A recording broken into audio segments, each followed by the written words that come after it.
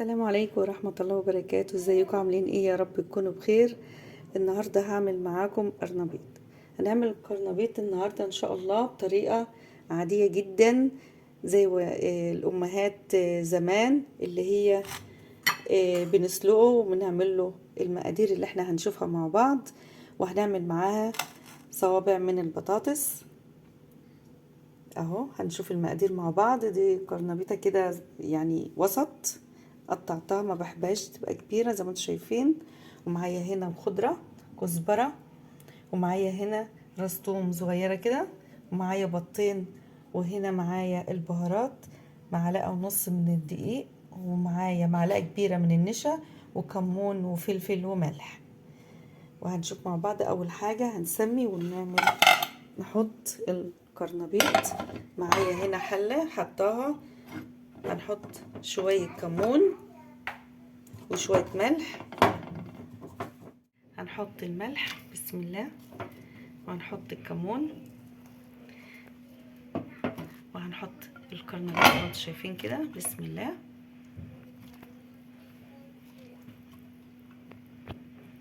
وطبعا بنهدي على النار، متبقاش عالية قوي، وسط. بسم الله.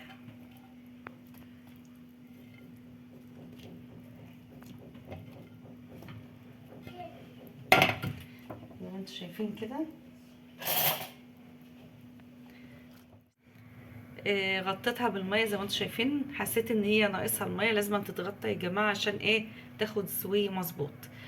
وعليت وعليت النار، وبكده اغطي عليها واسيبها، لان هي كانت غلت. فما حطيت القرنبيط طبعا بيبقى بارد فبيهدي النار، فاحنا نعليه وهغطيه بقى واسيبه لما يستوي ونشوف. جهزنا كل حاجه اهي زي ما انتم شايفين. هنا بقى الخضره والثوم حطيتهم في الكبه وجهزتها. وهحط معايا بقى ايه؟ النشا بالبهارات بتاعتنا، الفلفل والملح والكمون زي ما انتم شايفين كده. خلاص. وهجيب البيض، وهجيب نص كوبايه ميه.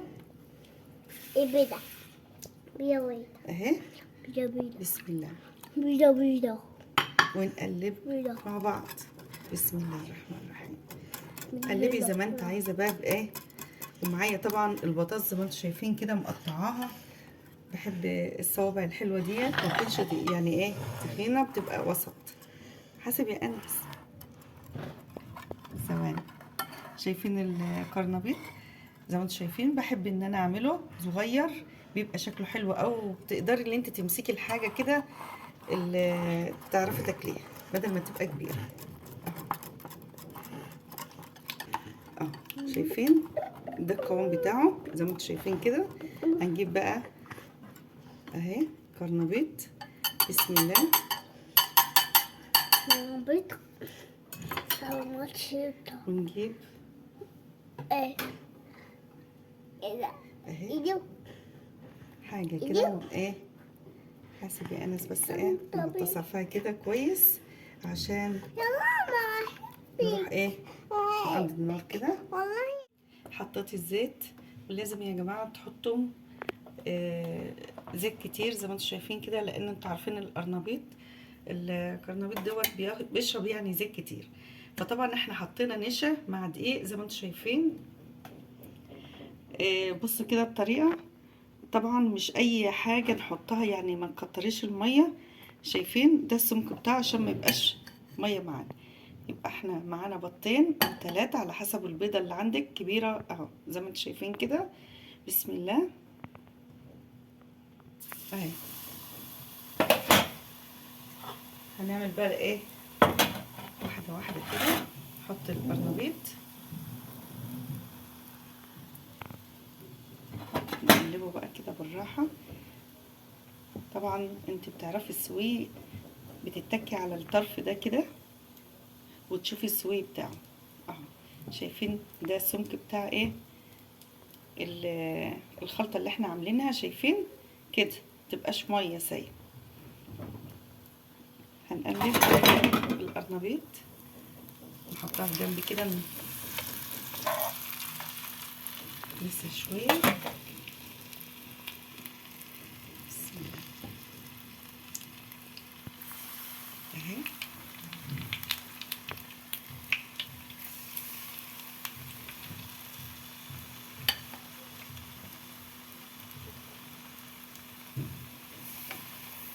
شايفين كده. طبعا ما انت عايزه بقى تقطعها كبيره صغيره، انا حابه ايه الطريقه دي بتبقى صغيره كده حلوه على قد الايد اهو.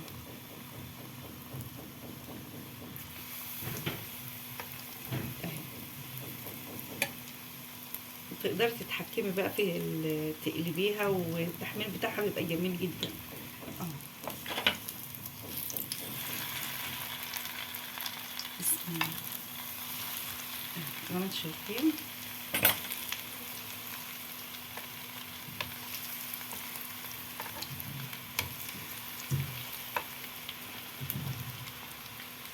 الطريقه دي جميله قوي، جربوها اهو.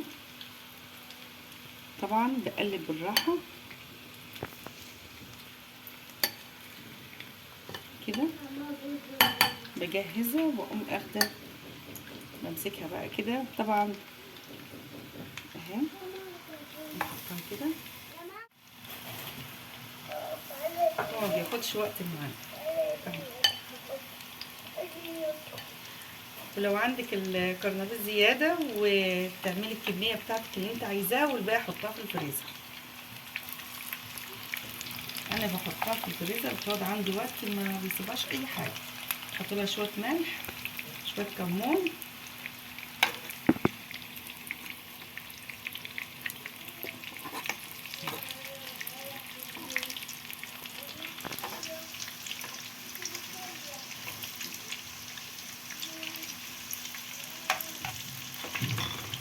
زي ما انتم شايفين كده.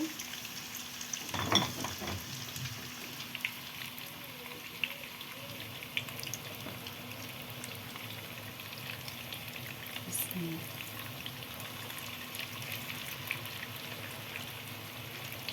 الريحه بتاعته بقى تجنن بصراحه، يعني جميله جدا.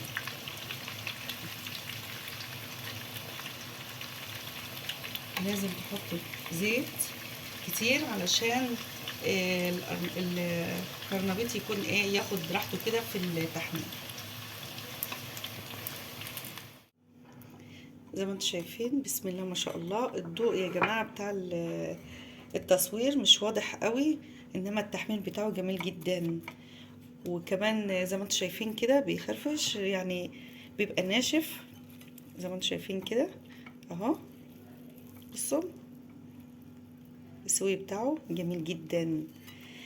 وبقوم سايبه حبيتين صغيرين كده، اقطعهم قطع على شويه اللي هم فاضوا من السائل بتاعه اللي انا الخلطه اللي انا عاملاها، وهعملها في على الزيت دلوقتي، نقليها مع بعض بتبقى جميله جدا الخلطه دي مع ايه، كم واحده من الكرنبيط اهو. هنعملها قرص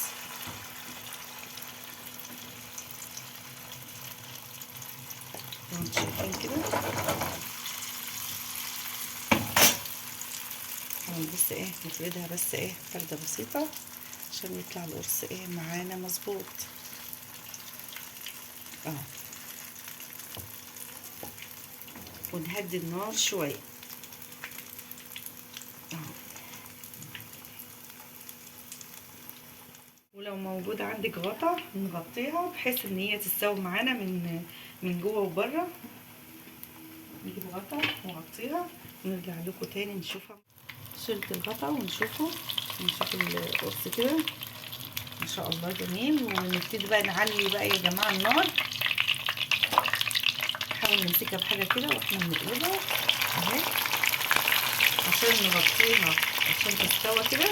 بعد كده خلاص يا دوب التحمير. ونشوف كده بسم الله ما شاء الله. شايفين سامعين يا جماعه؟ تدي قرمشه بقى جميله جدا من بره ومن جوه بتبقى طريه. وبكده خلاص دي. وممكن ان انتوا تعملوها بردك زيها كده على اصغر راس صغيره كده، وبدل ما انت حابه ان هي تكون مثلا الواحده بواحده. والفكره ان احنا بنعلي النار علشان تسيب وهنقلي بقى البطاطس. فنحط الزيت، طبعا غيرنا الزيت خالص عشان ما يسمرش معانا البطاطس اهو. نعلي النار اول ما الزيت يسخن معانا نحط بقى البطاطس. طبعا صفتها من الميه. ضروري ضروري يا جماعه ان احنا نكون حاطين البطاطس في الميه علشان ما تسمرش مننا.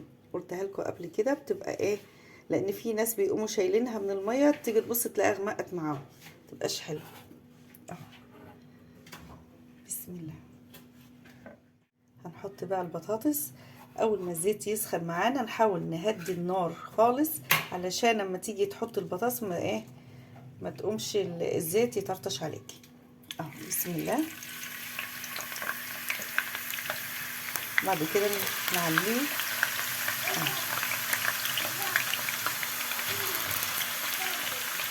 بسم الله.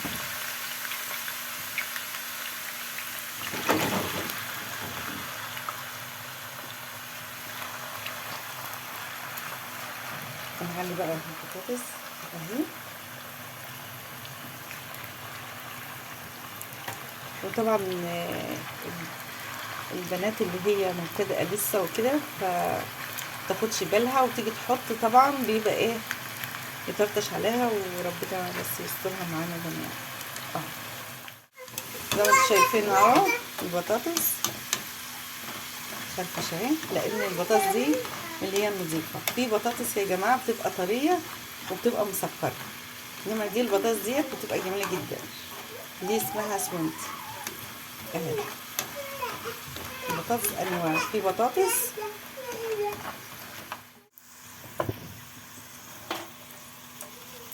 لازم نصفيها كويس من الزيت اهو.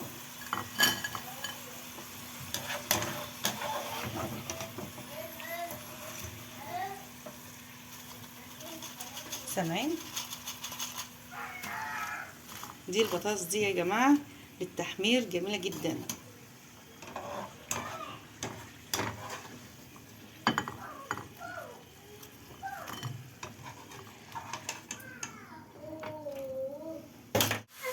زي ما انتم شايفين اهو البطاطس فرفشه اهي، لان البطاطس دي اللي هي نظيفه. في بطاطس يا جماعه بتبقى طريه وبتبقى مسكره، انما دي البطاطس ديت بتبقى جميله جدا. دي اسمها سوينت اهي. البطاطس انواع، في بطاطس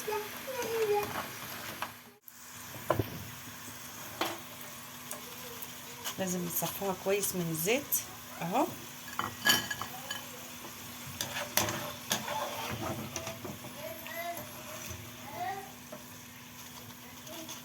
سامعين؟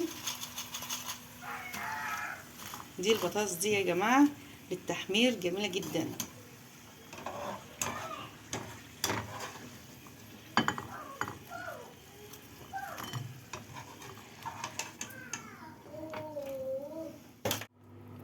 ومعنا الطبق الاساسي اللي هو السلطه زي ما انتم شايفين بانواعه.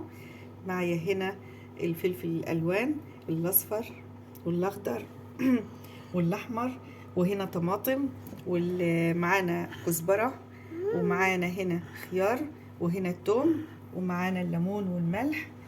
وهنعمل طبق سلطه زي العسل. اول حاجه نجيب الملح، نحط الملح، احنا بنحب الملح قليل مش كتير. ومعانا هنا الليمون.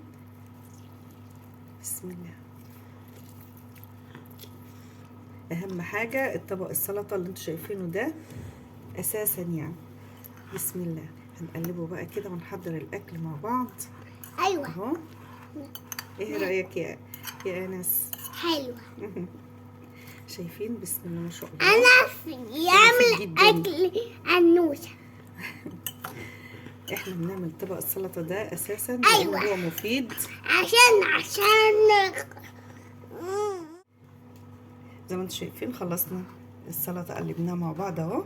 ومعايا هنا البطاطس، ارش عليها رشه ملح كده خفيفه. ومعايا هنا بص ايه القرنبيط، واللي معاه البيض والخلطه اللي احنا عملناها، ومعايا القرنبيط. ومعايا هنا طبق الرز. ايه رايكم؟ اتفضلوا معانا. متنسوش الاشتراك وتفعيل الجرس وكومنت حلو منكم كده، هستناه وتقولوا لي ايه رايكم. والسلام عليكم. السلام عليكم.